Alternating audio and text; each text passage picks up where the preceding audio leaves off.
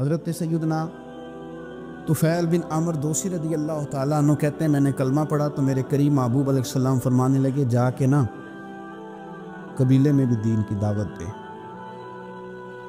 فرماتے ہیں میں نے پیغام دین دیا اور سارے قبیلے میں دیا، کوئی ایک دروازہ بھی رہا نہیں جہاں میں نے پیغام نہ دیا، لیکن ایک بندے نے بھی میری بات قبول نہیں کی۔ میں تلخ ہو گیا، اتنی دیر ہو گئی بات کرتے، ایک بھی نہیں سنتا یار۔ حالانکہ جو دعوت دینے والا ہوتا ہے اس کے ذمہ اذان پڑھنا ہوتا ہے، بندوق کے زور پر لوگوں کو مسجد میں لانے کی ڈیوٹی نہیں ہے۔ اذان پڑھیں، صحیح کر کے پڑھیں، خودی کا سر نہاں لا الہ الا اللہ، خودی کا تیغ فساں لا الہ الا اللہ۔ اور اگرچہ بت ہیں جماعت کی آستینوں پر مجھے ہے حکم اذاں لا الہ۔ آپ ذمہ داری پوری کریں۔ یہ کس نے کہا ہے کہ آپ نے بندوق کے زور پہ لوگوں کو مسجد میں لانا؟ اذان پڑھنا ڈیوٹی ہے، وہ وقت پہ دیں۔ حضرت طفیل بن عمر دوسی رضی اللہ تعالیٰ عنہ فرماتے ہیں کہ میں نے ایک ایک بندے کو پیغام دیا درد کے ساتھ، ایک نے بھی نہ مانی۔ میں واپس مدینہ منورہ لوٹ کر گیا، میں نے کہا یا رسول اللہ صلی اللہ علیہ وسلم میرے قبیلہ دوست کے لیے دعا کریں، یہ سارا تباہ ہو جائے، آج دعا کر دیں۔ کہتے میرے لفظ میں اتنی شدت تھی اور میرے جملوں میں اتنا غصہ تھا اور میں اتنا ان لوگوں سے مایوس اور پریشان تھا کہ میں نے نا سخت بات کہہ دی۔ میں نے کہا حضور یہ نہیں مانتے، دعا کریں۔ کہتے ہیں حضور اٹھے، وضو کیا اور پھر حضور نے مصلی بچھایا اور پھر کعبے کی جانب چہرہ نور کیا، ہاتھ اٹھائے تو لوگ کہنے لگے آج تو قبیلہ دوست والے ہلاک ہو ہی گئے، قربان جائیں۔ حضور نے ہاتھ اٹھا کے دعا کیا کی، کہا اللہ دل بھی تیرے قبضہ قدرت میں ہے تو کرم فرمانا، ان کے دلوں کو پھیر دینا دین کی طرف اور میری بارگاہ کی طرف پہنچا دینا دل جو تیرے پاس ہیں، مقلب القلوب ہے نا تو کرم نوازی فرما۔ حضرت سیدنا طفیل بن عمر دوسی کہتے ہیں حضور نے دعا کر دی، نہ میں بول سکتا تھا نہ کوئی اور، میں قبیلے گیا اور لوگوں قربان جاؤں میں اپنے قبیلے بعد میں پہنچا، حضور کی دعا کا اثر میرے قبیلے پہلے پہنچ گیا، کریم کی دعائیں وہاں پہلے پہنچ گئیں۔ فرماتے ہیں پہلے میں بات کرتا تھا تو کوئی سنتا نہیں تھا، اب میں پہنچا تو اللہ نے ماحول بنا دیا، 1 2 3 4 لوگ نہیں، 70 خاندان 70 گھرانے میرے قبیلے کے کلمہ پڑھ کے مسلمان ہوئے اور رسول کریم کی بارگاہ میں حاضر ہوئے۔ رو کے دیکھ لیا ساری دنیا کے سامنے، کچھ رب کے سامنے رو کے نہ دیکھ لیں؟ اب اسے کہے نا، اب حضور کی بارگاہ میں عرض کر کے نہ دیکھ لے، اب اپنے اللہ کی جانب رجوع نہ کرے۔ دیکھو نا نبی پاک صلی اللہ تعالیٰ علیہ وسلم نے ہمیں فرمایا تمہارے آنسو قدر والے ہیں، رب رسول کی بارگاہ میں بہانا، ان کو ضائع نہ کرنا۔ عزیز بھائیوں، یہ آنسو جو اللہ رسول کی بارگاہ کی طرف بہتے ہیں یہ اللہ کی رحمت کو متوجہ کرتے ہیں، یہ مالک کریم کے کرم کو مائل کرتے۔ ہمارا مسلح آباد ہونا چاہیے۔ وہ مجھے ایک دوست کہنے لگے صرف دعا کرنے سے کیا ہوتا ہے؟ میں نے کہا دعا کرنے سے پہاڑ ہل جاتے ہیں اپنی جگہ سے۔ میرے رسول پاک رات کو دعا کریں تو صبح فاروق اعظم جیسے لوگ آ جاتے ہیں دین اسلام۔ نبی پاک علیہ السلام رات دعا کرے نا، دعا، اور بدر کی رات حضور دعا کرے تو اللہ 7000 فرشتوں کو بھیج دیتا ہے مسلمانوں کی مدد کے لیے۔ صحابہ فرماتے ہیں میدان بدر میں ہم کسی کو قتل کرنا چاہتے تھے لیکن اس کی گردن پہلے سے کٹ کے گر جاتی تھی، فرشتے آئے ہوئے تھے۔ آج ہمارے ساتھ اللہ کی مدد ناراض ہو گئی ہے، ہم سے رب کی مدد ناراض ہے۔ ہماری مجموعی غلطیاں، قومی کوتاہیاں، بددیانتیاں، رشوت خوریاں، ہمارے جھوٹ، ہماری بد اخلاقیاں، مجموعی طور پر سوسائٹی کی مادہ پرستی، اخلاقی رویوں کی گراوٹ، لوٹنا، اپنا حصہ وصول کرنا، جگہ جگہ پہ کمیشن مقرر کرنے، ہر شخص کا ذات کے لیے سوچنا، اللہ کی مدد پھر روٹ جایا کرتی ہے، ناراض ہو جایا کرتی ہے۔ سب سے ضروری کام یہ ہے، سب سے ضروری کام کہ اللہ کی مدد شامل ہو۔ سب سے، ایک صحابی تھے، ایک جگہ انہیں شہید کیا جا رہا تھا، تو کافر چاہتے تھے کہ ہم ان کی لاش کو معاذ اللہ ثم معاذ اللہ بے حرمتی کریں۔ انہوں نے عرض کی مالک تو میرا مددگار ہے، اس بیابان جنگل میں میری مدد کرنا۔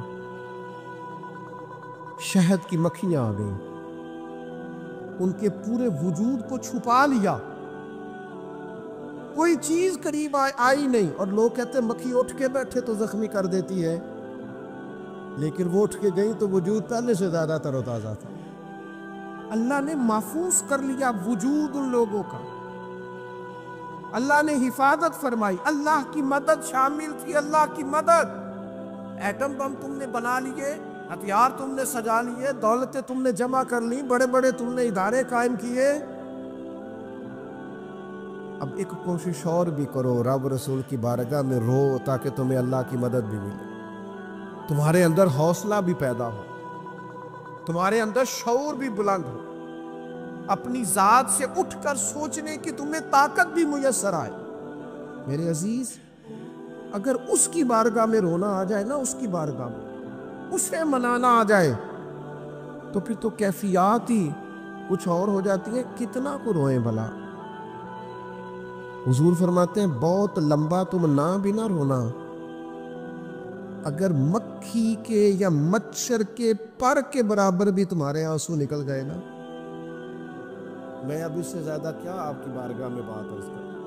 حضور فرماتے ہیں ایک مکھی اور مچھر کے پر کے برابر بھی تیری آنکھ سے آنسو نکل آیا، شرط یہ ہے نکلے ریاکاری کے لیے نہیں، نکلے اللہ کی رضا کے لیے، اس کی خشیت میں نکلے۔ فرمایا اگر مکھی کے پر کے برابر بھی تو رو پڑا تو اللہ تعالیٰ تیرے لیے دوزخ سے آزادی لکھ دے گا۔ اور نبی پاک صلی اللہ تعالیٰ علیہ وسلم نے بیان فرمایا ہے، حضور فرماتے جو اللہ کے خوف سے رو پڑے نا، جس طرح بھینس بکری گائے کے تھنوں سے نکلا ہوا دودھ دوبارہ تھنوں میں نہیں نہ جاتا،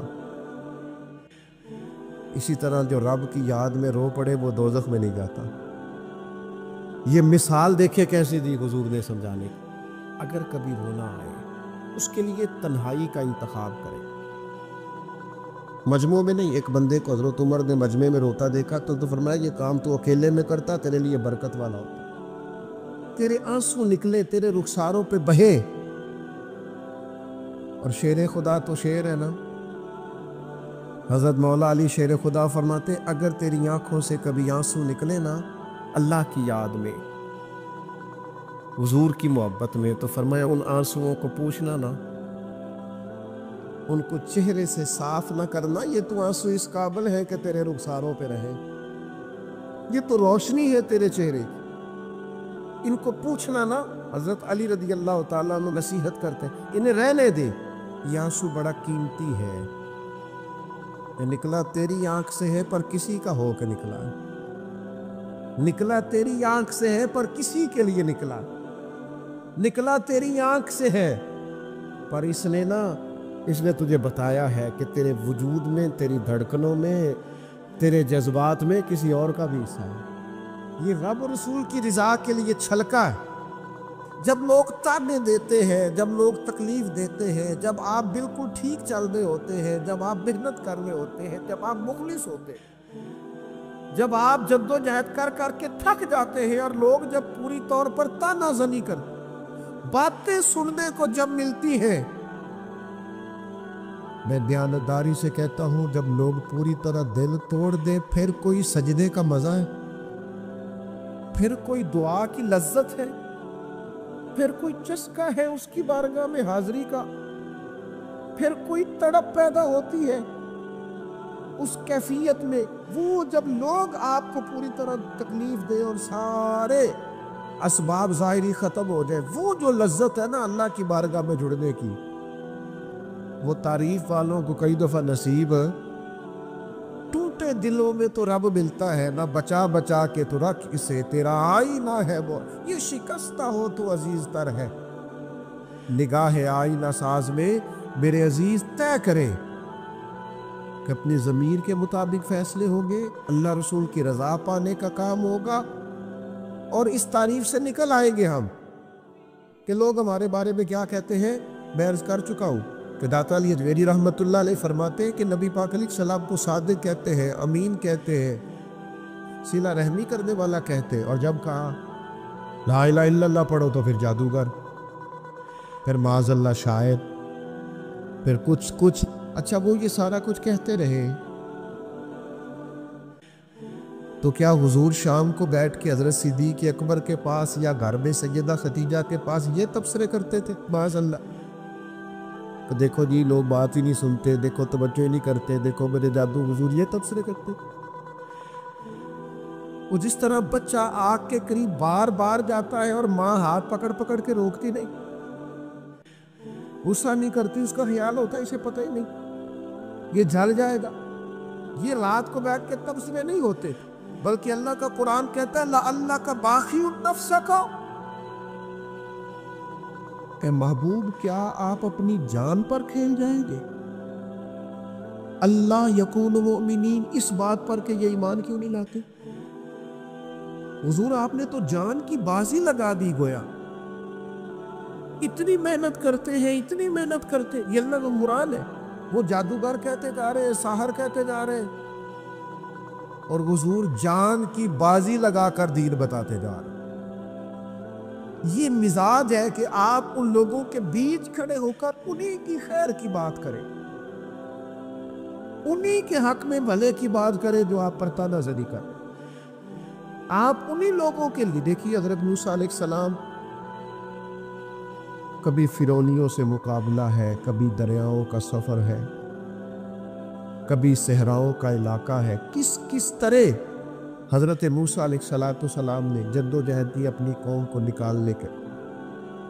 آپ قرآن مجید کھولیں، جگہ جگہ حضرت کلیم علیہ السلام کا ذکر ملے گا، کبھی وہ پانی کا مطالبہ لے کے آ، کبھی کچھ لے کے آ، دن رات حضرت موسیٰ علیہ السلام انہیں فرعونیوں سے نجات دلانا چاہتے ہیں، لیکن وہ کتنی ذہنی اذیت دیتے ہیں۔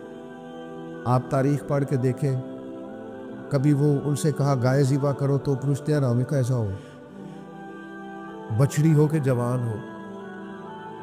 کبھی حضرت موسیٰ علیہ السلام کے بارے میں معاذ اللہ ثم معاذ اللہ، یہاں تک انہوں نے کہہ دیا کہ آپ نے تو اپنے بھائی حضرت ہارون کو قتل کر دیا۔ یہاں تک کہ ایک عورت کو کہا جا کے جناب حضرت موسیٰ پہ الزام لگا دو۔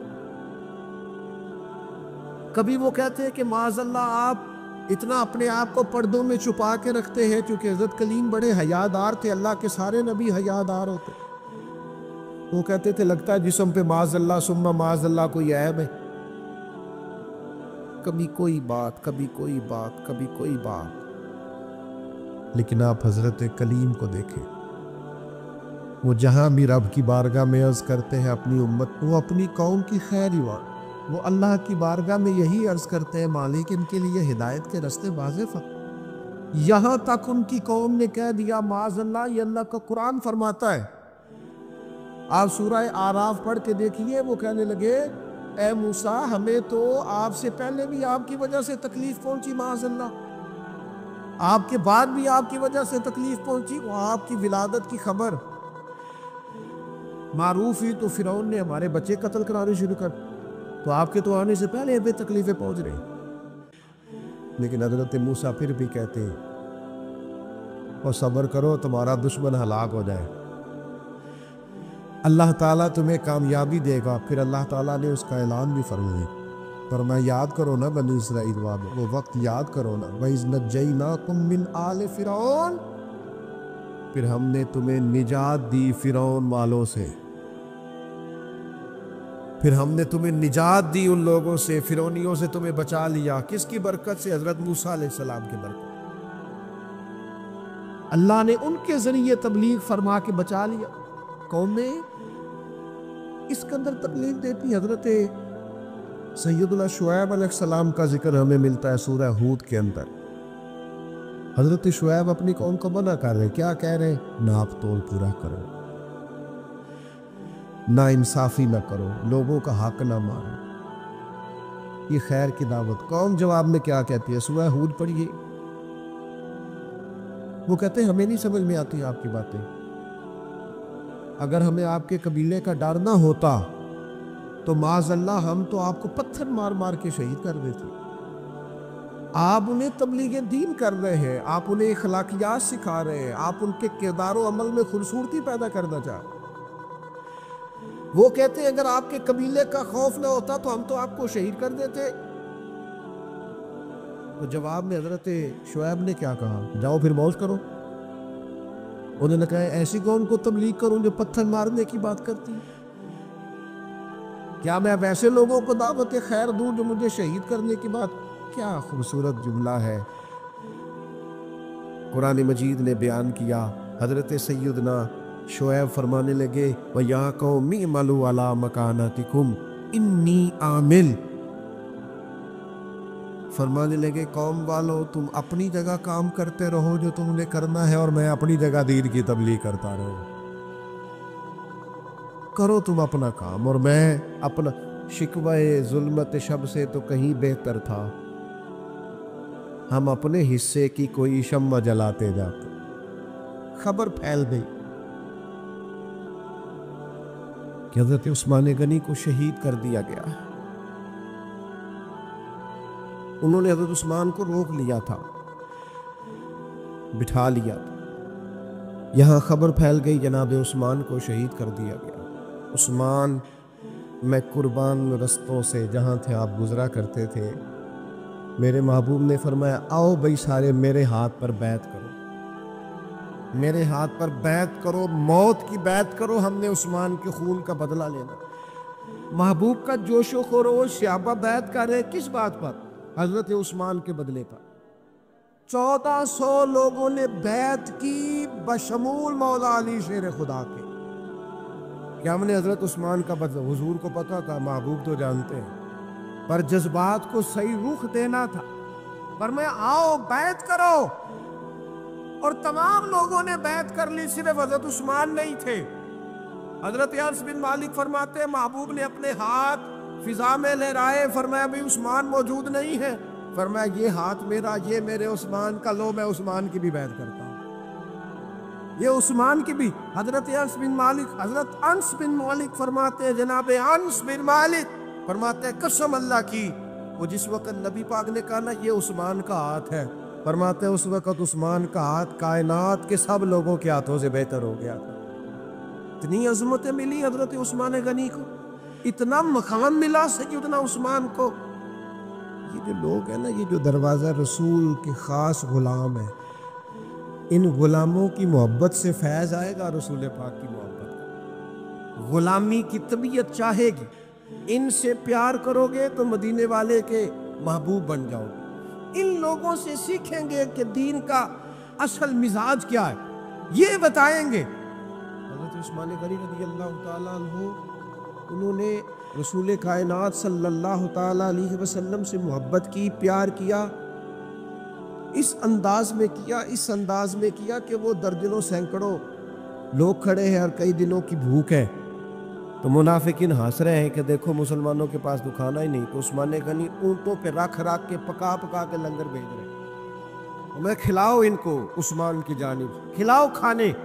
حضرت عثمان غنی ایک صحابی قرض لے گئے، کچھ دنوں کے بعد آئے، آ کے کہنے لگے واپس لے لے، کہنے لگے میں نے تو مربت میں دے دیا تھا، تو میرے نبی پاک کا غلام ہے، میں تو اس نسبت کا پابند دے دیا تھا، واپسی کا کیا معنی ہو؟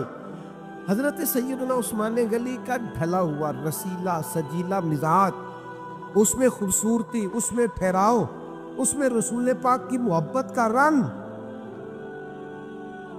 حضرت رقیہ رضی اللہ تعالیٰ عنہ حضور کی صاحبزادی ہیں، ان کے ساتھ حضرت عثمان غنی کا نکاح ہوا۔ جناب اسامہ بن زید کہتے ہیں حضور نے مجھے کچھ چیز دینے بھیجا، ابھی میں چھوٹا تھا، گھروں میں چلا جاتا تھا، اور بعض نے لکھا ابھی پردے کی آیتیں ہی نہیں آئی تھی، لوگ جاتے تھے ایک دوسرے کے گھروں میں۔ حضرت اسامہ بن زید کہتے ہیں میں گیا کھانا دینے، تو میں نے دونوں میاں بیوی کو گھر میں بیٹھے دیکھا، میں واپس آیا تو محبوب فرمانے لگے میری بیٹی اور میرے داماد کو دیکھا، کہ میں نے کہا یا رسول اللہ دیکھا ہے؟ فرمایا اتنے خوبصورت لوگ پہلے بھی کبھی دیکھے؟ اتنے خوبصورت تھے حضرت عثمان غنی، اتنے حسین تھے، اتنا ان کے مزاج میں نفاست تھی، اس قدر زیادہ شرم و حیا والے۔ حضور فرماتے ہیں ایسے لوگ کبھی دیکھے؟ میرے دوستوں، ان لوگوں سے پیار کرنا، ان سے محبت کرنا، ان کے ناموں پر اپنی اولادوں کے نام رکھنا، ان کی غلامی کا ذکر اپنی طبیعتوں میں پیدا کرنا، اور پھر نبی پاک صلی اللہ تعالیٰ علیہ وآلہ وسلم نہ ان کا ذکر کرتے تو مختلف انداز میں، مختلف زاویوں سے، محبوب ایک باغ میں بیٹھے۔ یہ بھی ذرا دیکھنا، کبھی من موج میں ہوتا ہے اور تن شوق میں ہوتا، کبھی کیفیات اور ہوتی ہے، کبھی وہ ایک مقام پہ کہا تھا نا، میرے اوپر ایک ایسا وقت آتا ہے کہ میرے ساتھ میرا رب ہوتا ہے جو اس کی شان کے لائق۔ تو نبی پاک علیہ السلام پر گویا وہ جو حضور فرماتے ہیں نا، میرے ساتھ ایک ایسا وقت آتا ہے جب میرے ساتھ میرا کریم مالک کرم نوازی فرماتا ہے، وہی آتی ہے یا کلام کرتا ہے۔ تو محبوب پاک صلی اللہ تعالی وسلم تشریف فرمایا، جناب ابو موسیٰ اشعری رضی اللہ تعالیٰ عنہ فرماتے ایک باغ میں حضور بیٹھے تھے، تو میری حضور نے ڈیوٹی لگائی باہر دروازے پر۔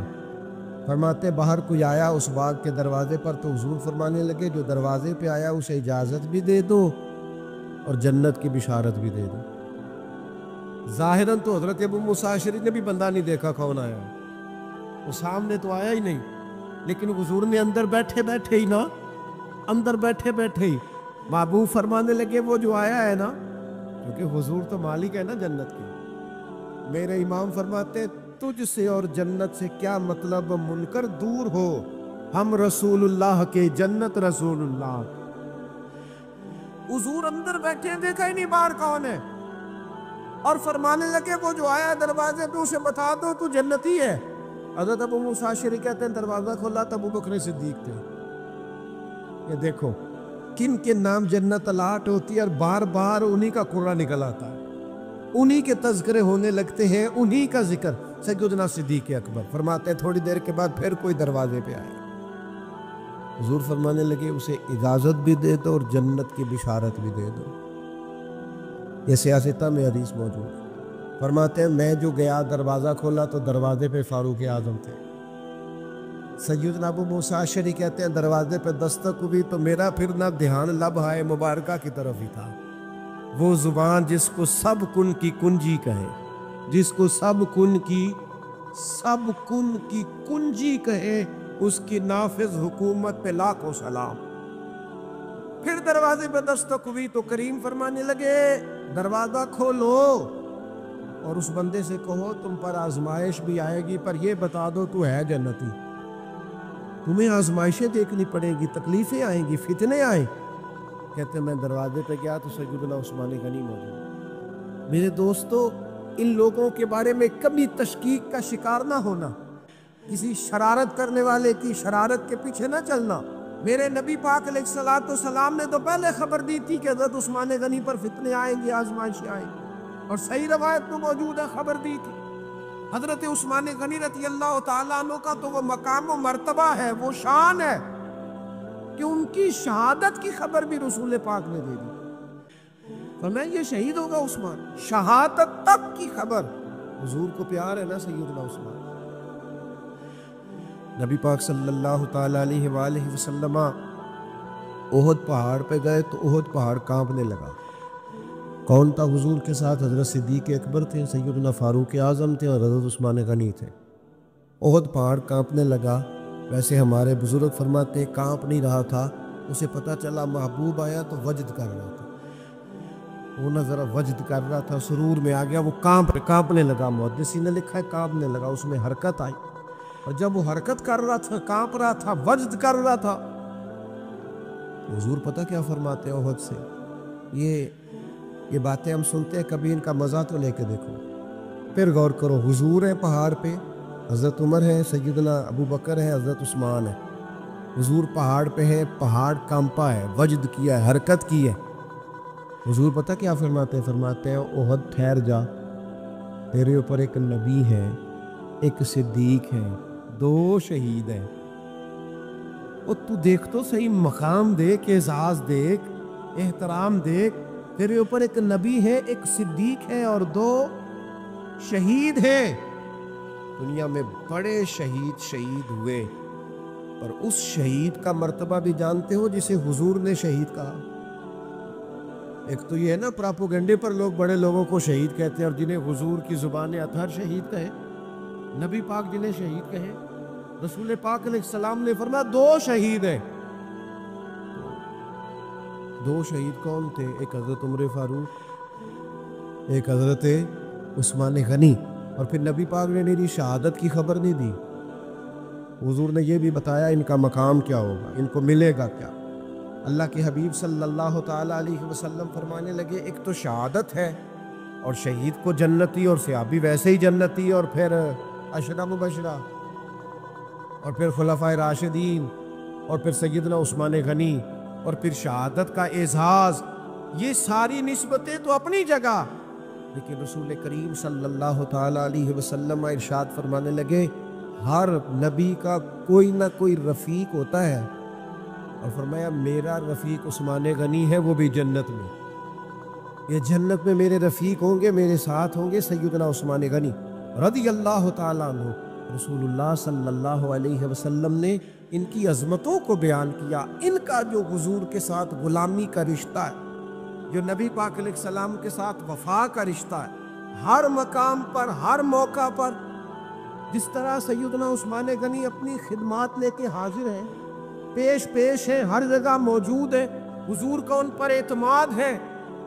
بہت گہری محبت ہونی چاہیے امت کو حضرت عثمان غنی سے، بہت زیادہ وارفتگی اور شوق ہمارے دل میں ہونا چاہیے سیدنا عثمان غنی کا، اور اس قدر احترام سے ہمیں ان لوگوں کے تذکار اپنی اگلی نسل تک منتقل کرنے چاہیے کہ وہ لوگ ان کی، دیکھیں نا آج سب سے بڑا مسئلہ نوجوان نسل میں کیا ہے؟ جو چیز ہمیں سب سے زیادہ اپنے بچوں میں پیدا کرنے کی ضرورت ہے وہ شرم و حیا ہے، وہ سنجیدگی ہے، وہ معاملہ فہمی ہے، وزاداری ہے، وہ وقار ہے، وہ متانت ہے، سنجیدگی ہے۔ ہماری آنے والی نسل ان خوبیوں کا شکار ہو جائے تو میں سمجھتا ہوں کہ جو لوگ اپنی آنے والی نسل میں وقار پیدا کرنا چاہیں، سنجیدگی پیدا کرنا چاہیں، ان کے اندر وہ وزاداری لانا چاہیں، شرم و حیا لانا چاہیں، سب سے زیادہ ضروری ہے کہ حضرت عثمان غنی کی سیرت انہیں سکھائیں۔ یہاں لوگوں کے پاس پیسہ آتا ہے تو پیسہ بڑا بندے کو بااعتماد کر دیتا ہے، تو بہت سارے لوگ پھر وہ بڑی عجیب و غریب معاملات میں نہیں چلے جاتے، اللہ ماشاءاللہ چلے، سب کی بات نہیں کرتا، ڈھیر سارا طبقہ دولت کے نام پر مختلف قسم کی معاذ اللہ عیاشیوں میں لوگ مبتلا ہو جاتے ہیں۔ حضرت عثمان غنی کو اللہ نے اتنا مال عطا فرمایا، لیکن پھر بھی جھکی ہوئی نظریں، پھر بھی پیکر شرم و حیا، پھر بھی وہ اپنے گھر کے اندر غسل کر رہے ہیں تو پھر بھی تہمت باندھ کے غسل کر رہے ہیں۔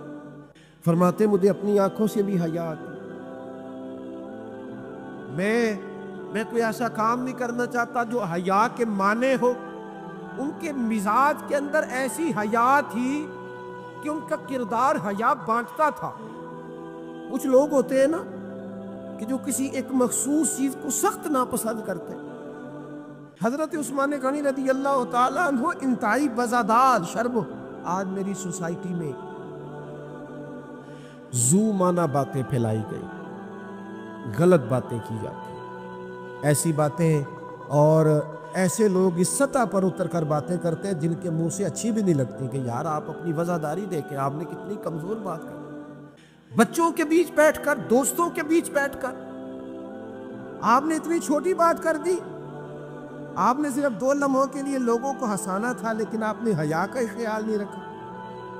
آپ کے جو من میں آیا آپ نے کہہ دیا۔ ہر بات کو سنانے کی ہوتی ہے، ہر بات پہ حضرت علی شیر خدا فرماتے میں نے ایک مخصوص مسئلہ حضور سے پوچھنا تھا، لیکن مجھے اتنی حیا آتی تھی میں کئی ہفتے کئی مہینے پوچھ نہیں سکا، حالانکہ بات شریعت کی پوچھنی تھی۔ فرماتے پھر کوئی شخص آیا، اس نے وہ بات پوچھی تو میرا بھی مسئلہ حل ہو گیا۔ مزاج میں جب شرم و حیا ہوتی ہے، اور فرمایا جب بندہ بے حیا ہو جائے پھر جو مرضی کرے، پھر تو لوگ باپ کو مذاق کرتے، پھر تو اپنے بزرگوں کو مذاق کرتے۔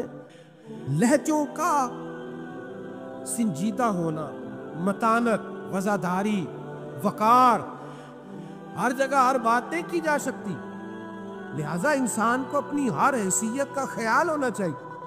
حضرت عثمان غنی کے مزاج کے اندر جو حیا کوٹ کوٹ کے بھری ہوئی تھی، نبی پاک علیہ السلام آرام فرمائے، بڑی معروف روایت ہے، اور تھوڑی سی پنڈلی مبارک سے چادر مبارک کٹی ہوئی ہے۔ حضرت ابو بکر آئے، حضور لیٹے رہے، عمر آئے، لیٹے رہے، سیدہ عائشہ کہتی ہیں عثمان غنی آئے۔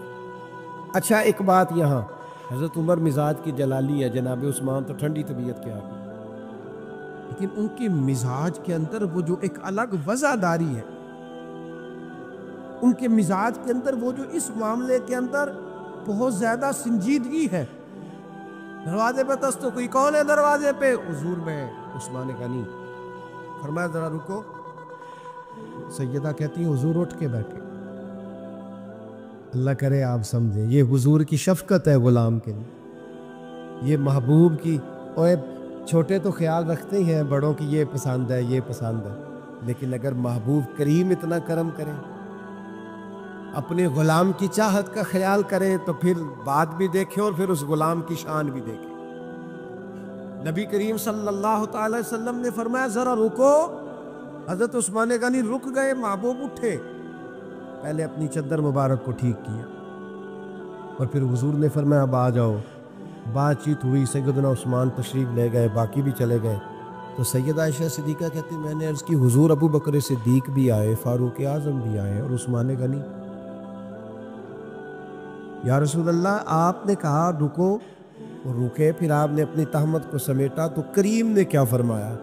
حضور فرمانے لگے عائشہ جس سے فرشتے بھی حیا کریں، اوئے ہو، فرمایا جس سے فرشتے بھی حیا کرے، میں نہ اس سے حیا کروں۔ فرشتے عثمان غنی سے حیا کرے، فرشتے سیدنا عثمان غنی سے تو فرشتے حیا کرے، حضور حیا کرے، پھر وہ بڑا بے حیا نہیں جو عثمان غنی کا حیا نہ کرے، بڑا بے حیا ہے جو سیدنا عثمان کا حیا نہ کرے۔ حضرت عثمان غنی کے بارے میں حضور نے فرمایا ان سے تو فرشتے بھی حیا کرتے۔ آپ کو درجنوں حدیثیں ملیں گی، حضور فرماتے ہیں میرا دل کرتا ہے اپنی امت پر تہجد کی نماز ضروری قرار دے دو، لیکن فرمایا تمہیں تکلیف ہوگی لہٰذا میں یہ کام نہیں کرتا۔ حضور فرماتے ہیں میرا دل کرتا تھا ہر وضو کے ساتھ مسواک ضروری قرار دیں، پر تمہیں تکلیف ہوگی لہٰذا میں یہ کام۔ ہمیں بھی تو کوئی احساس کر لینا چاہیے، ہمیں بھی۔ ایک صحابی نے نماز لمبی پڑھائی تھی، لوگوں نے آ کے بتایا تو حضور ناراض ہو گئے، فرمایا تو گیلے جتنی مرضی لمبی پڑھ، لوگوں کو بیزار کرتا ہے، پریشان کرتا ہے، خبردار لمبی نماز پڑھائی۔ احساس پیدا کریں، جب طبیعت میں صرف انسان اپنی بات ہی کرتا ہے نا، اپنا ہی احساس کرتا ہے، پھر وہ سخت ہو جاتا ہے، پھر اس کے اندر محبت نہیں رہتی، خود غرض ہو جاتا ہے۔ خدا مجھے ایسی خدائی نہ دے کہ اپنے سوا کچھ دکھائی نہ دے۔ میں نے دیکھا ہے گاہک کی کوشش ہوتی ہے دکاندار کو لوٹنے کی، تو کیا خیال ہے پھر دکاندار کی کوشش نہیں ہوتی گاہک کو لوٹنے کی؟ اس کا نتیجہ کیا ہے؟ اگر دونوں لوٹنے والے کھڑے ہیں تو کیا کوئی کہہ سکتا ہے کہ ایک ملک کے ہیں، ایک مذہب کے ہیں، ایک نظریے کے ہیں، ایک علاقے کے ہیں؟ اس طرح قومیں پنپتی ہیں۔ ہر آدمی کا مزاج ہو کہ میں نے کسی نہ کسی طریقے سے، وہ کوئی بندہ اس لیے پھر تو دنیا میں آئے نا کہ میں نے نفع لینا نہیں، نفع دینا ہے۔ وہ ایک بزرگ تھے نا دلی میں، تو وہ کوئی کھانے پینے کی سمجھ لیں ناشتہ بیچا کرتے، تو اکثر لوگ آتے تو انہیں کھوٹا سکہ دے جاتے، تو بابا جی نہ کھوٹا سکہ، کھوٹے سکے کا پتہ ہے کہ نہیں؟ وہ ایسے ایسے کر دیں یا ایسے ایسے کر دیں، کچھ تو کرے نا۔ کھوٹے سکے کا پتہ ہے؟ وہ گھس جاتی تھی، یہ پرانے لوگوں جنہوں نے سکے دیکھے نا اوپر سے گھس جاتا تھا سارے نمبر شمبر، تو کھوٹا سکہ وہ چلتا نہیں تھا۔ آپ بھی بزرگ کہہ رہے ہیں وہ اب بھی پوری طرح پھٹ جائے نا، بیچ میں سے نکل جائے تو کھوٹا ہی ہو جاتا ہے۔ چلو اسی کو آپ مثال سمجھ لیں۔ کھوٹا سکہ لوگ جاتے بابا جی کو دیتے، بابا جی نہ وہ غور کر کے دیکھتے تو پھر چیز دے دیتے۔ وہ آہستہ آہستہ بچوں میں بات مشہور ہو گئی کہ بابے کو پتہ نہیں چلتا، لہذا کھوٹا سکہ جس نے بھی چلانا ہو بابے کے پاس چلے جاؤ۔ تو وہ بابا جی وہ لوگ نہ کھوٹا سکہ دینے لگے، بات بننے لگی، کافی سارے دن میں کھوٹے سکے 4 5 6 آ ہی جاتے، چپ کر کے رکھ لیتے۔ اللہ اکبر۔ ایک دن بابا جی کا بیٹا کھڑا تھا دکان پہ، کھوٹے سکے والا ہے تو اس نے کہا چل لے جا، دوڑ جا۔ بابا جی کہنے لگے چل پتر دے دو چیز کو یہ رکھنے۔ تو وہ کہنے لگا بابا جی بہت سارے لوگ روز آپ کو کھوٹے سکے دے جاتے ہیں۔ فرمانے لگے پتر تیرا کیا خیال ہے؟ مجھے پتہ نہیں، اسی کسے دے کچھ نہیں لگ دے نہ کوئی ساڈا دردی۔ کہا آپ کو پتہ ہے؟ فرمانے لگے مجھے پتہ ہے کھوٹے دے جاتے، اور میں سوچتا ہوں किसी और को भी तो इन्होंने फरेब देना है, चलो मेरा गुजारा होता है, बाकी मुसलमान बच जाएं। एक मेरे दिल में ये ख्याल है कि किसी और को भी तो ये किसी और को दाल लगाएंगे तो चलो मैं लगवा लेता हूँ, पता नहीं मेरा तो काम चलता है, किसी और का पता नहीं चले ना चले। और दूसरी बात कहने लगे एक वजह और भी है, और वो वजह बयान करते रो पड़े और खोल के रोए और रज के रोए और तड़प के रोए। कहने लगे मैं किस लिए भी खोटे सिक्के ले लेता हूँ कि क़यामत के दिन जब रब की बारगाह में हाजिर होगा तो मैं अर्ज़ करूँगा मालिक मैंने सारी ज़िंदगी तेरे बंदों से खोटे सिक्के वसूल किए हैं, मैं भी खोटा सिक्का ही हूँ, मेहरबानी करना मुझे भी कबूल कर ले, मैं भी खोटा ही हूँ।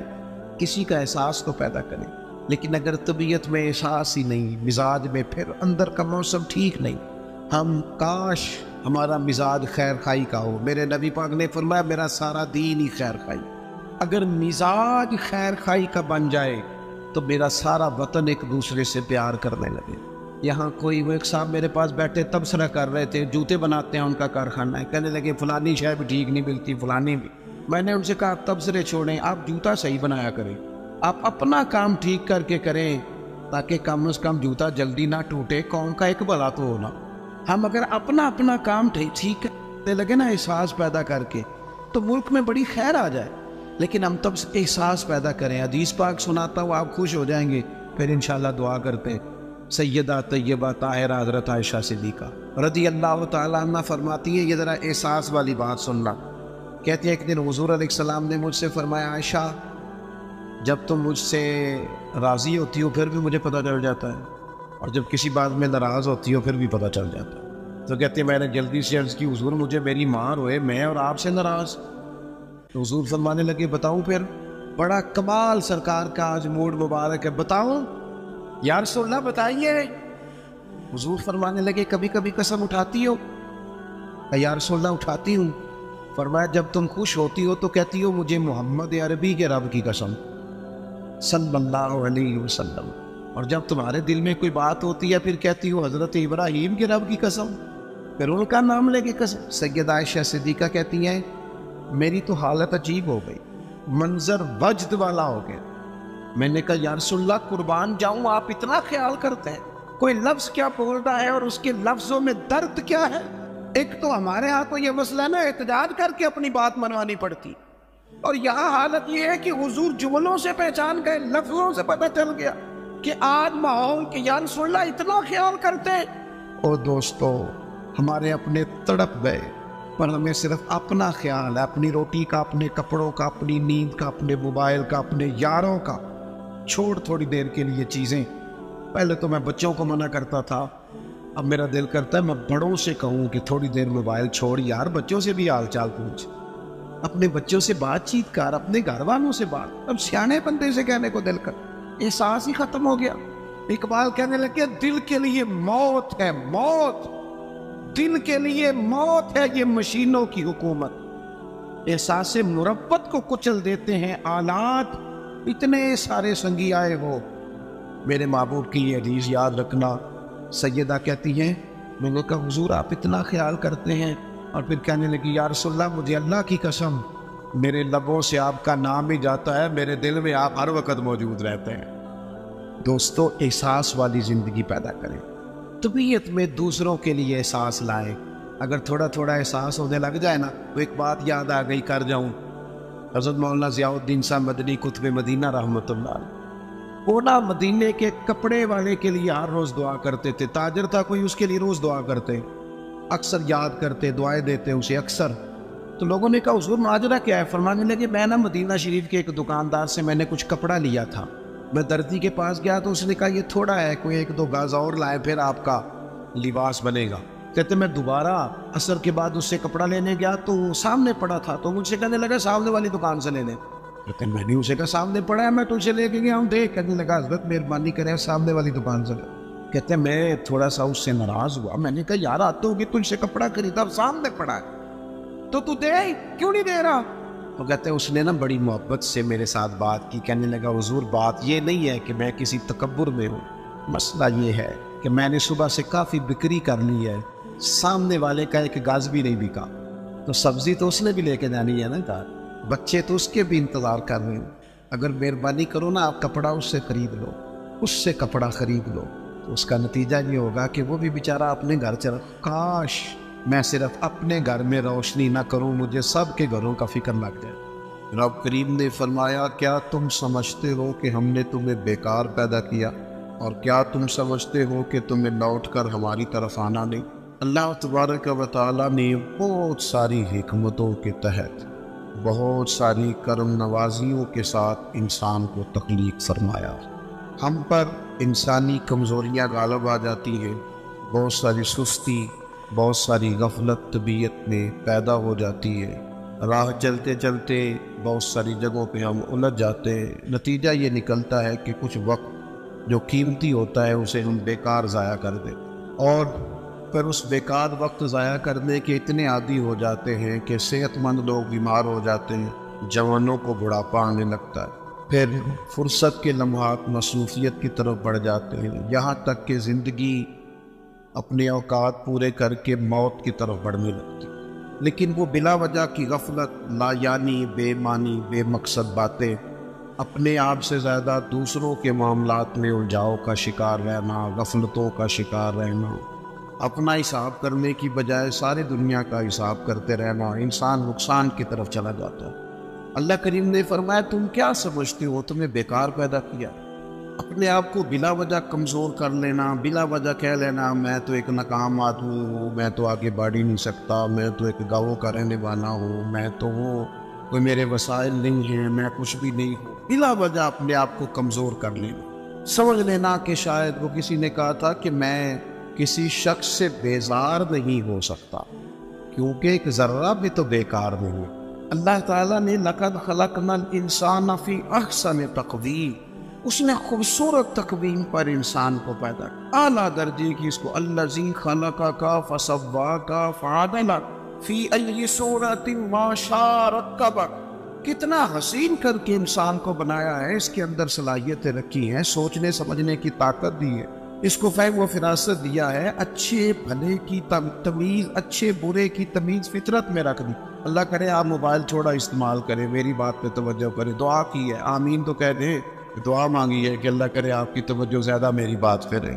یہ فطرت میں رکھ دی چیز، ہم کیا کرتے ہیں، ہم اپنا وقت بیکار ضائع کرتے ہیں۔ بہت ساری جگہوں پہ انسان کو چلتے چلتے سپیڈ بریکر کا سامنا کرنا پڑ جاتا ہے، پر وہاں رک جانا تو کوئی عقل مندی نہیں ہے۔ انسان کو بہت ساری جگہوں پہ کسی مقام پہ سستانے کے لیے رکنا پڑتا ہے، لیکن وہیں ٹھہر جانا، سفر ہی چھوڑ دینا۔ زندگی جد و جہد والی ہونی چاہیے، اعمال والی ہونی چاہیے، کچھ نہ کچھ انسان کو کرتے رہنا چاہیے۔ غیر ذمہ دارانہ گفتگو، غیر ذمہ دارانہ وقت کا ضیاع اور بلا وجہ کا الجھاؤ جس کا کوئی مقصد نہیں، ان چیزوں کی بالکل ضرورت نہیں، ان باتوں میں دلچسپی اور ہر وقت مفت کا الجھاؤ۔ نبی پاک علیہ الصلوۃ والسلام سے جب پوچھا گیا نا خوبصورت مسلمان کون ہوتا، تو نمازی بھی بڑا خوبصورت ہوتا ہے، ایک احرام میں ایک بولی بولتے ہوئے ایک میدان میں لبیک لبیک کہنے والے حاجی بھی بڑے خوبصورت ہوتے ہیں، اللہ کی بارگاہ میں بیٹھ کر اس کی بارگاہ سے بیت اللہ کے سائے میں دعائیں مانگنے والے بھی بڑے حسین ہوتے ہیں، اللہ کی کتاب سامنے رکھ کر صبح سے شام تک اس کو یاد کرنے والے، تلاوت کرنے والے حافظ بھی بڑے حسین ہوتے ہیں، علماء کی بھی بڑی بات، سخی کی بھی بڑی بات، ماں باپ کی خدمت گزار کی بھی بڑی بات، لیکن یا رسول اللہ صلی اللہ تعالیٰ علیہ وسلم اپنے مفہوم کے لحاظ سے اور اعزازی خصوصیات کے لحاظ سے خوبصورت مسلمان، جس پر مسلمان کی تعریف صادقہ ہے، خوبصورت مسلمان کون ہوتا ہے؟ نبی پاک علیہ الصلوۃ والسلام نے فرمایا جو بے مقصد اور فضول باتوں کو چھوڑ دے وہ خوبصورت مسلمان ہوتا ہے۔ لغویات سے بچے، فضولیات سے بچے، بے معنی وقت نہ ضائع کریں، اپنے معاملات میں ایک جملہ بھی کبھی اضافی نہ بولیں، فائدہ کوئی نہیں، آپ مختصر جامع زندگی گزاریں، آپ اپنے آپ کو قیمتی سمجھیں، اپنے وجود کو قیمتی سمجھیں۔ آپ دیکھیں نا، انسان کو اللہ تعالیٰ نے اشرف المخلوقات بنایا، تسخیر کائنات اس کے ذمہ لگائی، اس نے پرو اعظموں پر حکومت کر کے دکھائی۔ انسان کہاں سے اٹھا اور پھر اس نے ہواؤں میں اڑنا شروع، انقلاب آ گیا، اور پھر جب یہ مسلمان ہے، جب یہ مومن ہے، پھر تو اس کا کمال یہ ہے کہ ابھی نیکی کرتا نہیں، صرف نیکی کا ارادہ ہی کرتا ہے اللہ اجر عطا فرما بھی دیتا ہے۔ لیکن جو صبح سے شام تک نیکی کا ارادہ بھی نہ کرے، جو پروگرام ہی نہ بنائے، جو اچھا گمان بھی قائم نہ کر سکے، جس کے تصورات باوضو ہی نہ ہو، جو اپنے خیالات کے اندر خوش عقیدگی نہ لا سکے، اس نے کیا کیا؟ اپنے معاملات پر توجہ دی جائے اور اپنے وقت کو ضائع کرنے سے بچایا جائے، امور خیر میں جدوجہد کی جائے، کوشش کی جائے، اپنے آپ سے کوئی کام لیا جائے۔ دیکھیں، ہم چاہیں نہ چاہیں، ہم تیار ہوں یا نہ ہوں، ہماری عمر روز بروز بڑھتی ہے، ہمارے کام رہ گئے تو رہ گئے، لیکن دن سال مہینے روز گھٹتے ہیں۔ ہم چاہیں نہ چاہیں لیکن وقت ریت کی طرح ہمارے ہاتھوں سے گزر جاتا ہے۔ اچھے بھلے تندرست لوگ ہوتے ہیں، پھر وہ ہلکی ہلکی دردیں جسم میں شروع ہوتی ہیں، کمزوریاں آنے لگتی ہیں۔ جو کام ہم گھنٹوں بیٹھ کے، میں خود کبھی توفیق ہوتی تھی تو کئی صفحوں کی کتاب ہے، بیٹھے ہیں تو وہ دل کیا کہ ایک نشست میں پڑھ دیں گے۔ اب یہ ہے کہ کچھ تھکن محسوس ہوتی ہے، اب یہ ہے کہ کچھ کیفیات اور طرح کی ہوتی ہیں۔ وقت کے ساتھ ساتھ انسان کی قوا اعضاء اس طرح کے تھوڑی رہتے ہیں۔ اس کو چاہیے کہ جب اس کو صحت ملی ہوئی ہے، تندرستی ملی ہوئی ہے، عافیت ملی ہوئی ہے، فرصت ملی ہوئی ہے، تھوڑے وقت میں زیادہ کام کرے۔ ہمارے ہاں ڈھیر سارا طبقہ ہے جو اپنے آپ سے کام ہی نہیں لیتا، اپنے آپ اقبال کہنے لگے، عجب نہیں کہ خدا تک تیری رسائی ہو۔ ایک یہ انوکھا نہیں تو اللہ تک پہنچ جائے۔ رب اپنے بندوں کو اپنی معرفت عطا کرتا ہے، وہ دیتا ہے وہ رستہ۔ کہنے لگے عجب نہیں کہ خدا تک تیری رسائی ہو، پر تیری نظر سے تو پوشیدہ ہے آدمی کا مقام۔ تو بندے تک نہیں پہنچ سکا، تو جو کہا من عرف نفسہ فقد عرف ربہ، تو پہلے اپنے آپ کو تو پہچان، اپنے آپ سے کوئی کام تو لے۔ اچھا میں دیکھتا ہوں ایسے چھوٹی چھوٹی دنیا بنا کے نا، چھوٹی چھوٹی سیاست میں سارا وقت ضائع، یعنی اپنی تعریفیں لوگ کرتے رہتے۔ شکر ہے اللہ کا جی اتنی دیر ہو گئی فلانا کام کر رہا ہوں، شکر ہے جی میں نے یہ بھی کر دیا، بڑا کہو بھائی تو رہنے دینا، یہ کسی اور کو کہنے دے۔ تو کام کر، تو جدوجہد کر، تو ہمت کر، تو آگے بڑھ، تو سال نہ گنوا تیرے گزر گئے۔ یہ زمانہ بعد میں گنتا رہے گا، یہ لوگ بعد میں حساب کرتے رہیں گے کہ اعلیٰ حضرت بریلوی نے 1000 کتاب لکھی، عمر کتنی تھی، پڑھنے میں کتنا وقت گزرا، لوگوں نے نکال لیا کہ ہر روز 3 گھنٹے تو ان کے لکھنے کے بنتے، اور بعد میں دنیا نکالنے کی کس نے کتنا کام کیا۔ تو ڈیوٹی کر، تو کام کر، جدوجہد کر۔ ہم میں سے جو لوگ بھی ناکام ہو جاتے ہیں نا، وہ کہتے ہیں جی میں فلانے کی وجہ سے ناکام ہو گیا، فلانا بندہ اگر میرا ساتھ دے دیتا، فلاں اگر سپورٹ کرتا۔ یہ دنیا کا سب سے بڑا جرم ہے کہ انسان اپنی کوتاہیاں دوسروں کے گلے ڈالے۔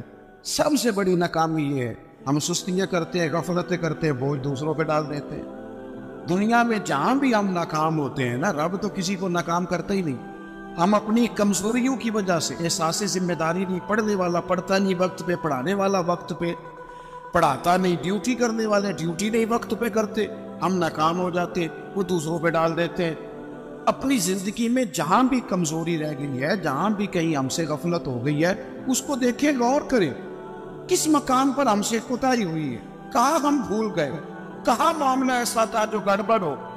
میں صبح ادارے کے ایک استاد صاحب سے عرض کر رہا تھا، میں کہہ رہا جن لوگوں نے قربانی کر دی ہے نا اور جانور لانے ہیں، انہوں نے آج بارش نہیں دیکھی۔ جہاں آج منڈیاں تھیں نا، وہاں فل رش ہے۔ 1 مہینہ پہلے وہ صبح اٹھے، وقت پہ چلے گئے، لیکن یہ سستی ہے نا طالب علم کی، وہ کہتے ہیں آج بارش ہے لہذا میں نے نہیں جانا۔ اللہ ماشاءاللہ کچھ استاد کہتے ہیں آج میں نے اسکول نہیں جانا، ادارے نہیں جانا، آج بارش ہے۔ وہ دیکھے مزدوری کرنے والے نے صبح کوئی انکار کیا کہ میں نے منڈی نہیں جانا؟ سبزی منڈی جانے والا منڈی گیا ہے، جو مال والی منڈی جانے والا تھا وہ بھی وہاں پہ۔ آپ اپنے کام سے جان نہیں چھڑائیں۔ حضرت عثمان غنی رضی اللہ تعالیٰ عنہ فرماتے بڑی کڑاکے کی گرمی تھی اور دھوپ بڑی شدت والی تھی، اور جتنے مدینہ منورہ میں لوگ تھے وہ اندر سے دروازے بند کر کے نا کواڑ سب آرام فرماتے۔ دوپہر میں ماحول بن جاتا ہے، اور ویسے بھی دوپہر کو کچھ دیر آرام کرنا نبی پاک علیہ السلام کا طریقہ ہے مبارکہ بھی ہے، تو لوگ آرام کر رہے تھے۔ حضرت عثمان غنی فرماتے کسی کام کے لیے مجھے چھت پہ جانا پڑا، گرمی بڑی سخت تھی، میں مجبوراً گیا، لیکن فرماتے جب میں چھت پہ چڑھا نا تو میری نظر پڑی تو ایک شخص جن کی عمر مجھ سے زیادہ ہے، بوڑھے محسوس ہوتے، وہ 2 اونٹوں کو ہانکتے ہوئے لا رہے ہیں۔ میرے دل میں خیال آیا یار ساری دنیا آرام کر رہی ہے، ان کو بھی سونا چاہیے تھا، اس موسم میں اپنے آپ کو تکلیف دے رہے ہیں، جب کڑاکے کی گرمی ہے وہ لے کے آ رہے تھے۔ حضرت عثمان غنی فرماتے میں نے کہا جن کو نصیحت ضرور کرنی ہے، سمجھانا ضرور ہے، جب عصر کے بعد جانا ہوں چرانے، جب ساری دنیا چراتی ہے، اس وقت کیا حاجت تھی؟ آپ فرماتے جیسے ہی میں چھت سے اترا اور دروازے کے راستے باہر آیا کہ میں ان کو سمجھاتا ہوں، جب تک وہ شخصیت بھی قریب آ گئی تھی، آپ فرماتے جب میں نے ان کا چہرہ دیکھا تو میرا وجود کانپنے لگا، راشا طاری ہو گیا، اور اللہ چاہتے ہوئے بھی میری آنکھوں میں آنسو آ گئے۔ یہ کوئی معمولی آدمی تو نہیں، یہ تو امیر المومنین سیدنا فاروق اعظم ہے، حضرت عمر جیسا، اور کڑاکے کی دوپہر، یا کتنے نازک مزاج ہو گئے ہیں لوگ۔ اقبال کہتے ہیں لہو مجھ کو رلاتی ہے جوانوں کی تن آسانی، میں خون کے نہیں لہو کے آنسو روتا ہوں جب میں جوانوں کو دیکھتا ہوں آرام کر رہے ہیں، چوک میں بیٹھے سکون کر رہے ہیں، سوئے ہوئے، سویرے ان کی آنکھ ہی نہیں کھل۔ وہ کون ترقی کرے گی جن کے جوان سو رہے، بوڑھے کام کر رہے، جن کے جوان کا جسم درد کر رہے اور بوڑھے تراوی میں کھڑے، وہ قوم آگے بڑھے گی؟ فرمانے لگے حضرت عثمان کہ میں نے دیکھا حضرت عمر کو تو میں کانپ گیا، میں نے جھٹ سے آگے بڑھ کے ان کا دست مبارک تھاما، میں نے کہا حضور اس گرمی میں مہربانی کریں آرام کریں، تو فرمانے لگے یہ مال غنیمت کے 2 اونٹ بھاگ گئے تھے، میں لینے گیا تھا۔ حضرت عثمان غنی رضی اللہ تعالیٰ عنہ عرض گزار ہوئے، اگرچہ وہ بڑا پیار کرنے والے تھے، لیکن حضرت عمر رضی اللہ تعالیٰ عنہ کو دیکھ کے عرض کرنے لگے حضور کسی غلام کو حکم فرما دیتے، یہ کام کر دیتا۔ سیدنا فاروق اعظم تھپکی دے کے کہنے لگے عثمان اللہ تجھے میری طرف سے جزا عطا کرے، غلام بھی آرام کر رہے تھے جیسے سارے کر رہے تھے، اور فرمایا ویسے بھی یہ مسلمانوں کا مال ہے، ذمہ داری غلام کی تو نہیں، ڈیوٹی تو میری ہے۔ یہاں ہمارے حکمران کیا تو مجھے تو پتہ نہیں، میں نے تو سویرے اٹھ کے دیکھا ہے، تو خبروں میں مجھے نہ ادھر ادھر کی تو بات کر، یہ بتا کہ قافلہ کیوں لٹا، نہ ادھر ادھر کی تو بات کر، یہ بتا یہ قافلہ کیوں لٹا، مجھے راہزنوں سے غرض نہیں تیری راہبری کا سوال، تو کہتا چور آ گئے تھے تو یہ بتا تو کس چیز کی پہرے داری کر رہا تھا؟ تو میرے عزیز اپنی زندگی میں اپنی ذمہ داریوں کا احساس، اپنی ڈیوٹی وقت پر، میں کئی دفعہ سوچتا ہوں اس آدمی کی عمر 35 سال سے زیادہ ہوگی اور ابھی تک فجر کے وقت نہیں اٹھتا، اس نے کب نمازی بننا؟ اور جو 40 سال کی عمر تک نمازی نہیں خالی بن سکا اس نے تہجد کب پڑھنی؟ یہاں تو ہمارے معاشرے میں تو 60 سے 70 سال ایوریج ہو گئی عمر کی، تو جس کی 35-40 سال ہو گئے وہ تو زیادہ گزار بیٹھا ہے، وہ اپنی زبان پر پیرا کس دن لگائے گا؟ جس کو آج تک بولنے میں خیال آتا ہو مجھے کہنا نہیں چاہیے تھا، میرے منہ سے نکل گیا۔ اپنی زبان پر، اپنی آنکھوں پر، اپنے لفظوں پر جو آدمی کنٹرول نہیں کر سکا وہ کس دن جا کے ٹھیک ہوگا؟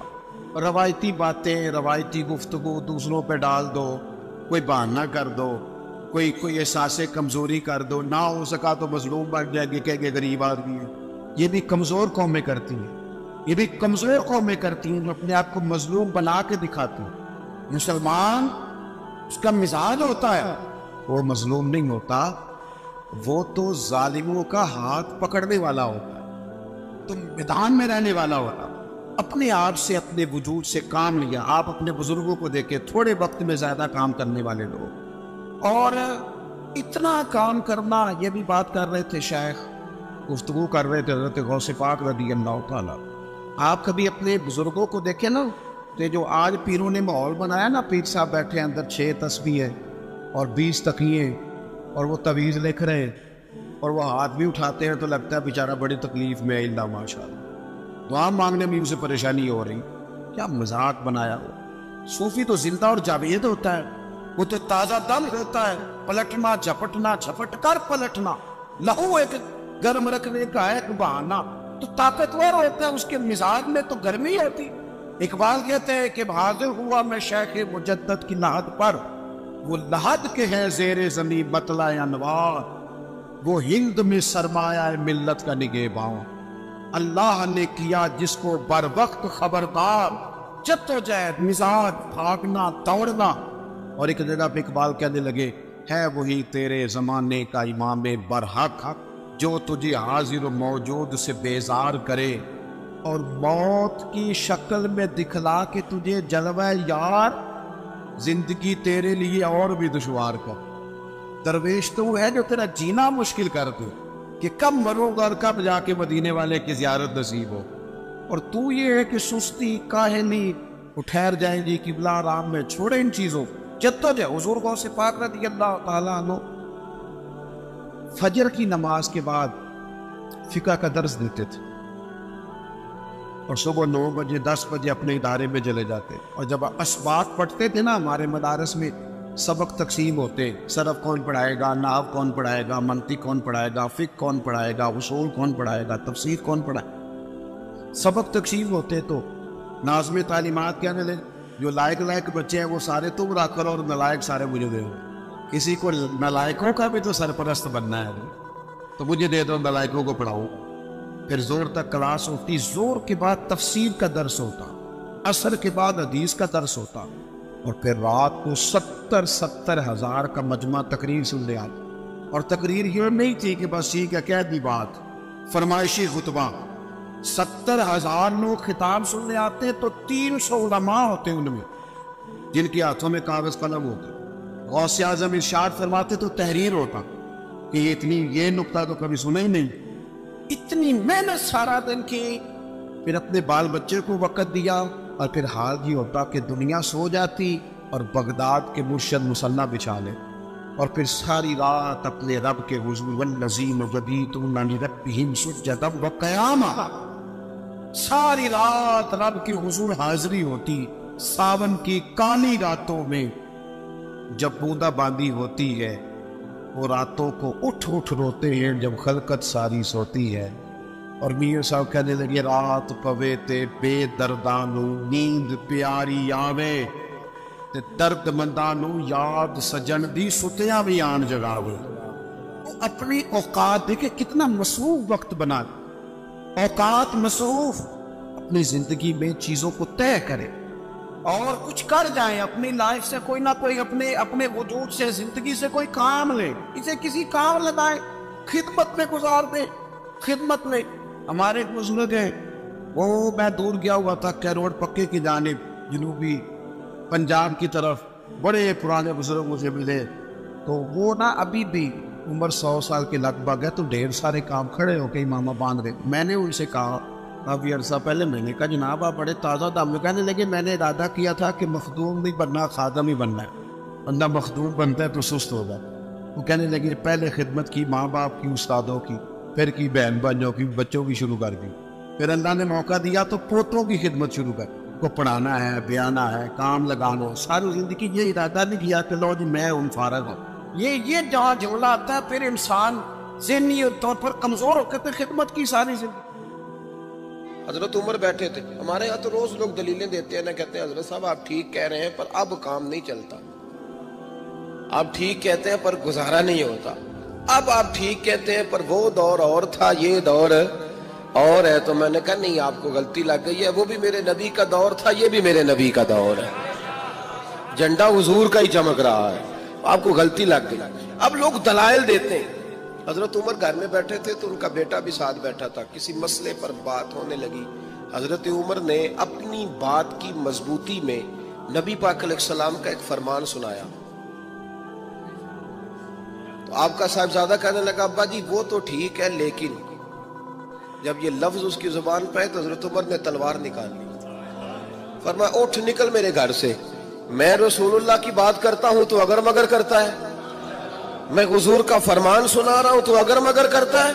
نکل جا, کوئی جگہ نہیں تیرے لیے, چل دوڑ جا.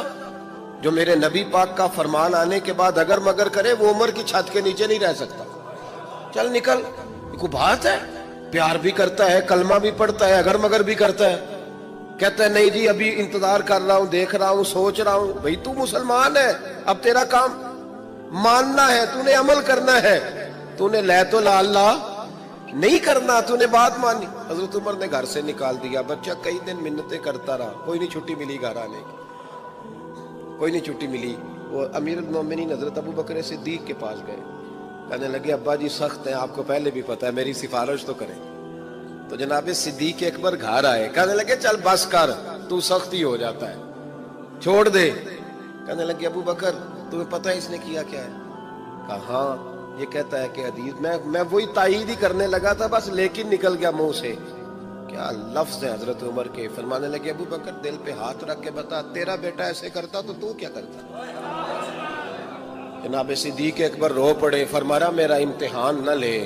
ابو بکر رو پڑے، میرا امتحان نہ لے، مجھ سے نہ پوچھ کہ میرا بیٹا حضور کے مقابلے میں اگر مگر کرتا تو آپ کیا کرتے. تو جناب ابو بکر فرمانے لگے تو نے تو تلوار اٹھائی تھی نا، میں نے مار بھی دینی تھی. تو اٹھائی تھی، اگر مگر یہ غلام ہے، یہ نبی پاک کا غلام ہے، اس کو کہہ دیا جھوٹ حرام ہے تو کہتا میرا گزارا نہیں. اس کو کہا گیا یہ چیز غلط ہے تو کہتا کام نہیں چلتا. تو غلام ہے جس کو آپ نے غلام رکھا ہوا ہے، نوکر رکھا ہوا ہے. آپ اس کو کہیں جا 5 کلو چینی لے آ، وہ اگر آپ سے کہے نہیں 2.5 کلو منگا لو، مان لو گے بات؟ وہ کہے نہیں جی ابھی ٹائم نہیں، 5 کلو کیسے اٹھاؤں گا، بڑا مشکل کام ہے، 10 کلو سبزی بھی تو لانی ہے، تو مان لیتے ہو. اللہ رسول کو کہتے ہو آہستہ آہستہ نماز پڑھوں گا، آہستہ آہستہ نیک ہو جاؤں گا. امام احمد بن حنبل رحمت اللہ تعالی علیہ فرماتے ہیں مارکیٹ گیا، منڈی گیا، ایک غلام خرید کے لایا. گھر لا کے میں نے اس کو پوچھا تیرا نام کیا ہے؟ کہنے لگا حضور غلاموں کا نام نہیں ہوتا، آپ کسی اور کو بھی آواز دیں گے تو میں سمجھوں گا مجھے ہی بلا رہے ہیں. آپ نے فرمایا تو کھائے گا کیا؟ کہنے لگا حضور غلاموں کے نخرے نہیں ہوتے. امام صاحب فرماتے ہیں مجھے وجد ہو گیا اس کی باتوں سے، میرا وجود کے رونگٹے کھڑے ہو گئے.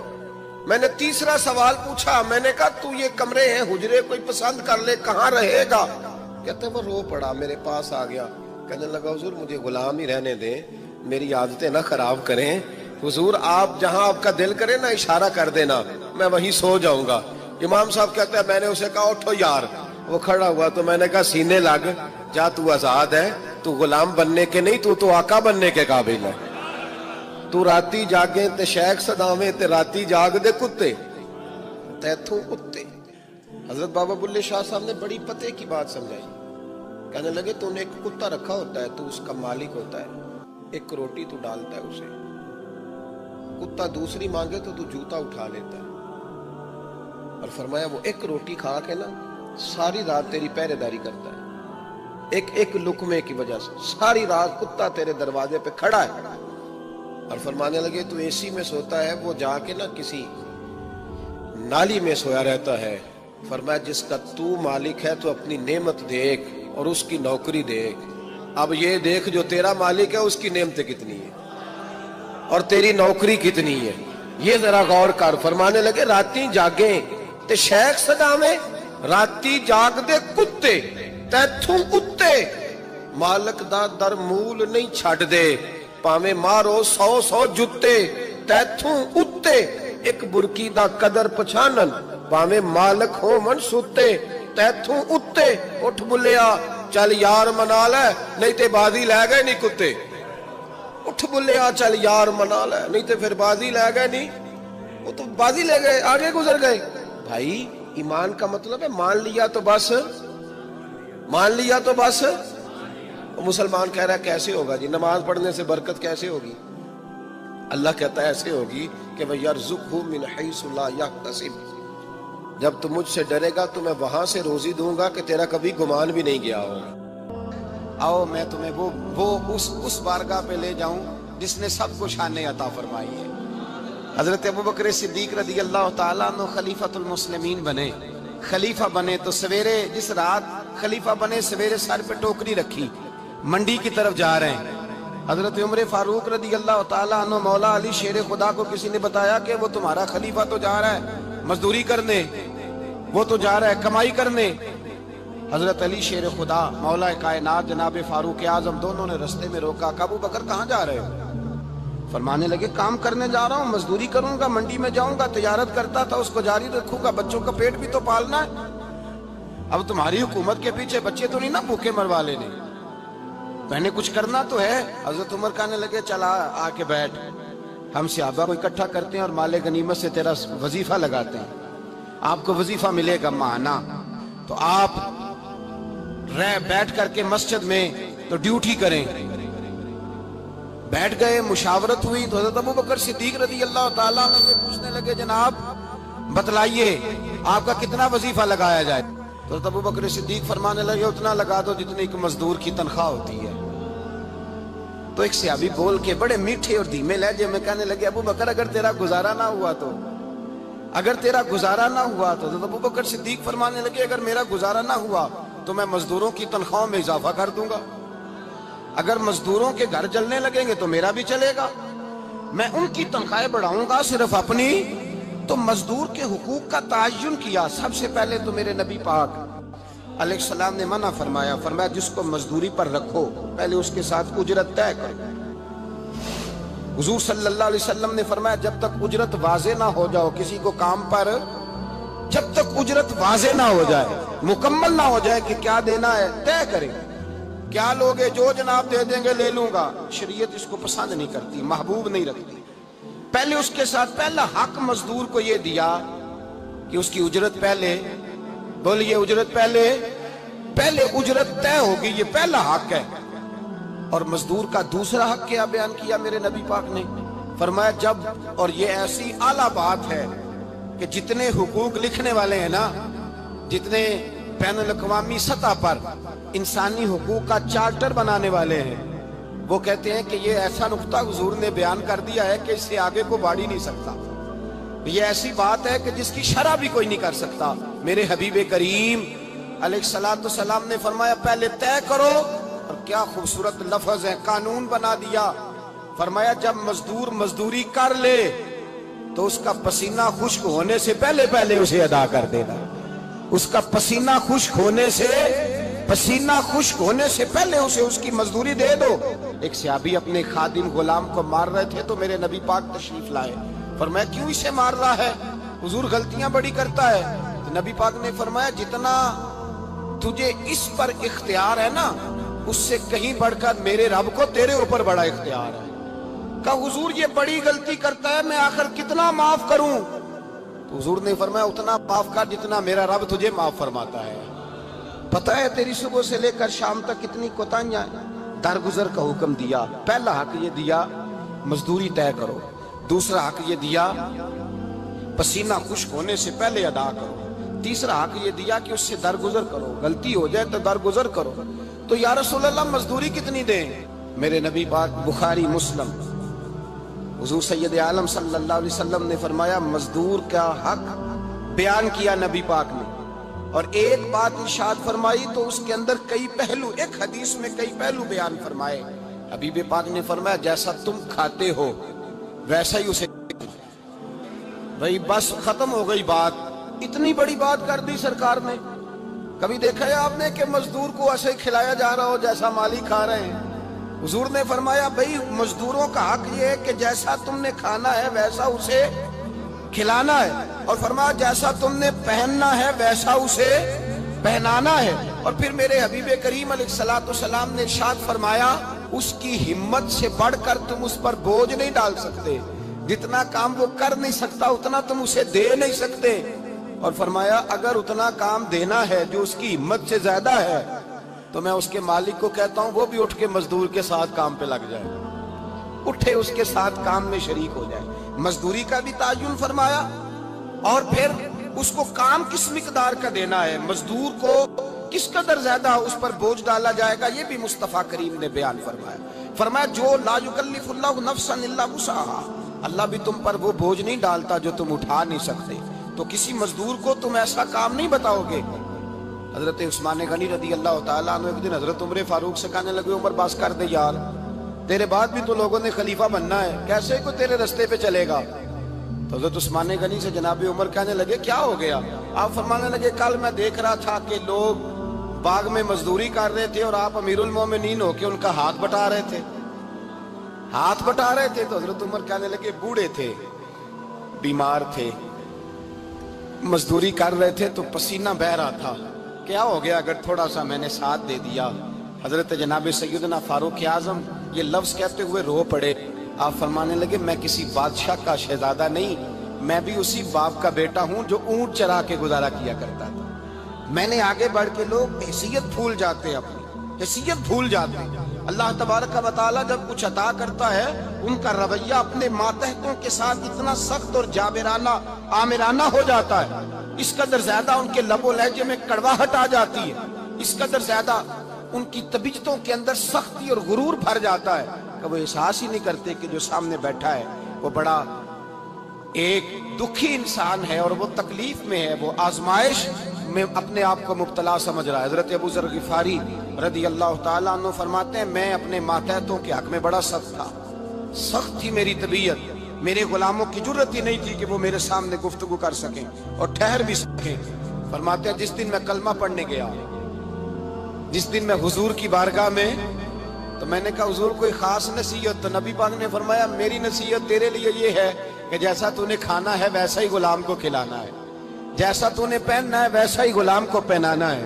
حضرت ابو ذر کہتے ہیں جو میرے اندر کمی تھی وہی میرے نبی نے نصیحت کر دی، جو میرے اندر کوتاہی تھی وہی غیب جاننے والے رسول نے بتلا دی۔ فرماتے ہیں میں گھر گیا، جب میں جاتا تھا تو ملازموں کا سانس خشک ہو جاتا تھا، وہ کانپنے ہانپنے لگتے تھے کہ جانے اب یہ کیا کرے گا۔ حضرت ابو ذر غفاری فرماتے ہیں میں گیا، ایک شخص سے میں نے کہا کھانا پکاؤ، کھانا پکایا، دسترخوان پہ لگایا اور اپنے سارے ملازموں کو کہا آؤ یار میرے ساتھ بیٹھ کے روٹی کھاؤ، آؤ سارے میرے ساتھ بیٹھ کے کھانا کھاؤ۔ فرماتے ہیں انہوں نے کھانا کھایا، پھر میں ان کو بازار لے گیا، جیسے کپڑے میں پہنتا تھا ویسے میں نے ان کے لیے بھی خریدے۔ فرماتے ہیں میرے غلام کہنے لگے آقا خیر تو ہے نا، خیریت تو ہے نا، کیا ہوا؟ مزاج مبارک تو ٹھیک ہے، کیا ہو گیا؟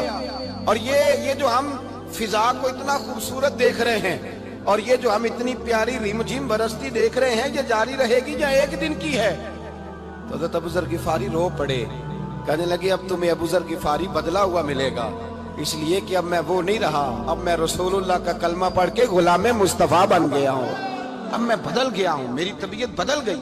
غلاموں کے حق میں حضرت مولا علی شیر خدا غلام کو لے کر کے گئے دکان پر، حضرت مولا علی غلام کو لے کر گئے کپڑے کی دکان پر، 2 جوڑے خریدے، ایک کم قیمت کا ایک زیادہ قیمت کا، ایک کم قیمت کا ایک زیادہ قیمت کا، 2 جوڑے خریدے۔ جب واپس لوٹے تو غلام سے کہنے لگے تو اپنا لے لے۔ غلام کو پتا تھا کہ اس زمانے میں ہوتا کیا تھا، اس نے کم قیمت کا جوڑا اٹھایا۔ حضرت علی فرمانے لگے عجیب آدمی ہے، یہ تو تیرا نہیں یہ تو میرا ہے۔ اس نے کہا حضور کس طرح سے؟ آپ فرمانے لگے تیرے لیے قیمتی جوڑا اس لیے خریدا ہے کہ تو جوان ہے، اور میں نے اپنے لیے اس لیے چھوٹا خریدا ہے کہ میں تو اب بوڑھا ہو گیا ہوں، مجھے تو حاجت نہیں۔ کہنے لگا حضور بوڑھے اور جوان کا مطلب نہیں، آپ علی ہیں، من کنت مولا فہذا علی، علی مولا، علی مولا، آپ چونکہ مولا علی ہیں اور آپ امیر المومنین ہیں، لہذا آپ نے تخت پر بیٹھنا ہے، آپ نے سلطنت کو چلانا ہے، آپ پہنیے۔ حضرت علی فرمانے لگے تو میرا غلام بنا ہے نا، تو نے ابھی میرے نبی کا دیدار نہیں نہ کیا، تو بعد میں آیا ہے نا، اگر تو اس دور میں ہوتا تو جان جاتا کہ یہ عمل میرا ہے، پر اس کے پیچھے جو نصیحت کے پھول ہیں وہ مصطفیٰ کے عطا فرما۔